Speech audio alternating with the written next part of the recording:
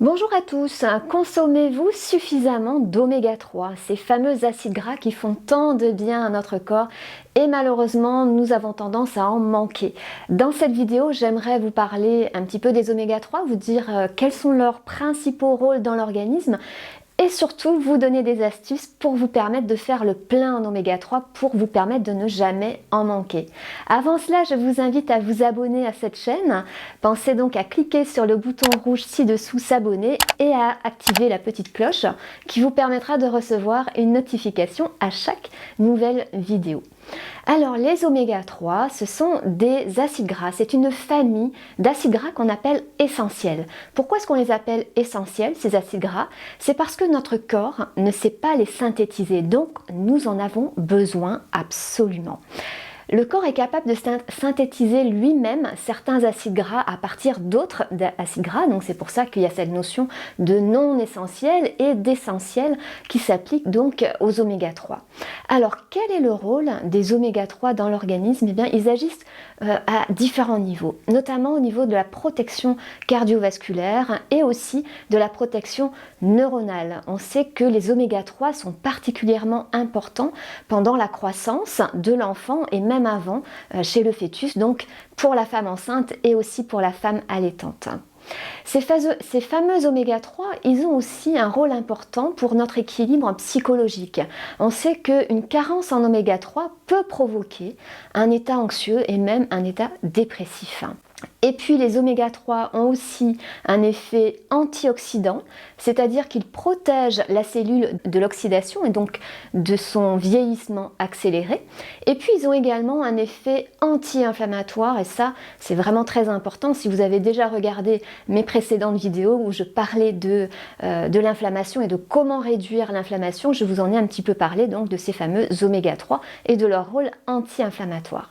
Donc vous voyez que les oméga 3, ils ont des rôles vraiment importants et je vous assure que faire le plein d'oméga 3, s'assurer que votre alimentation apporte suffisamment d'oméga 3 ne pourra que améliorer votre santé et votre bien-être et votre vitalité.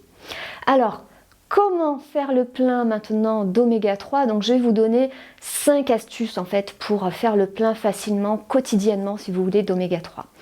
La première chose, c'est si vous n'êtes pas végétarien bien sûr, de manger du poisson gras au moins une fois par semaine.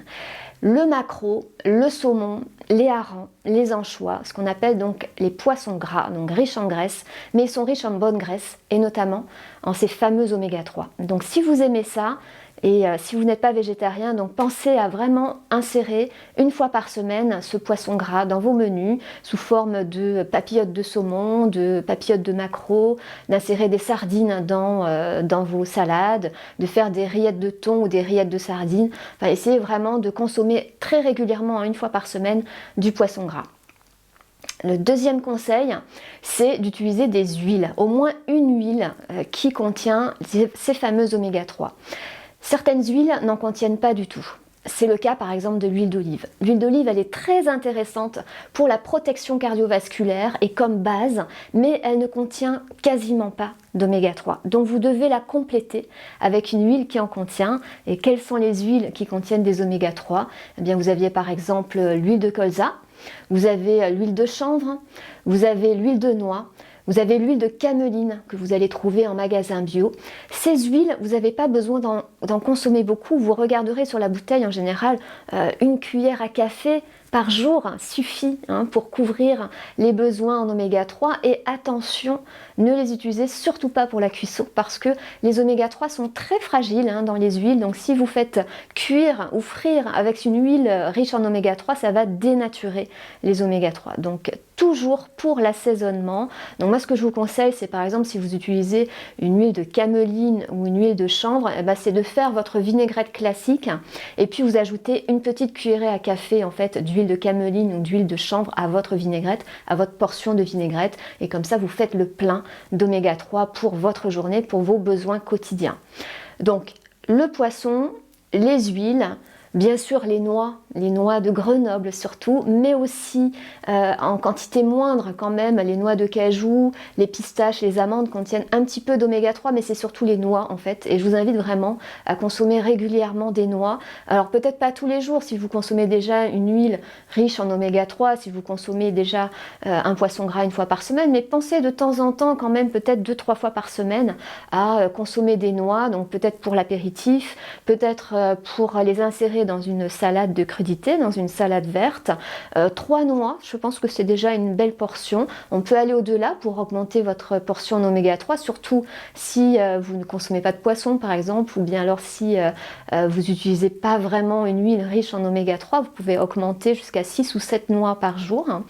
Et puis une petite astuce, on me dit parfois je ne peux pas consommer de noix parce que ça me donne des aftes. C'est vrai que les noix font partie des aliments qui peuvent provoquer des aftes dans la bouche.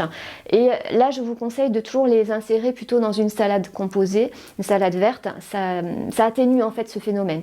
C'est plus flagrant la production d'aftes quand on consomme des noix toutes seules que quand on les insère dans un plat. Donc pensez-y.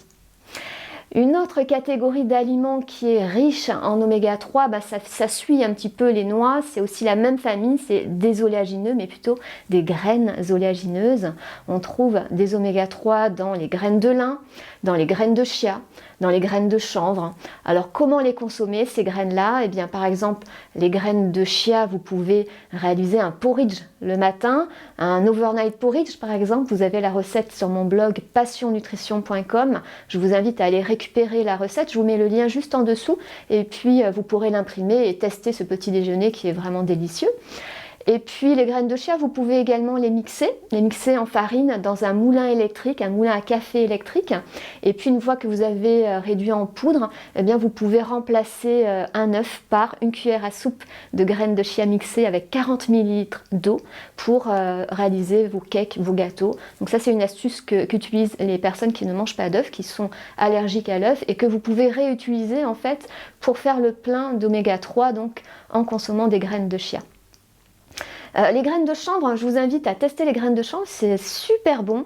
Choisissez-les plutôt décortiquées et insérez-les donc sur vos salades composées.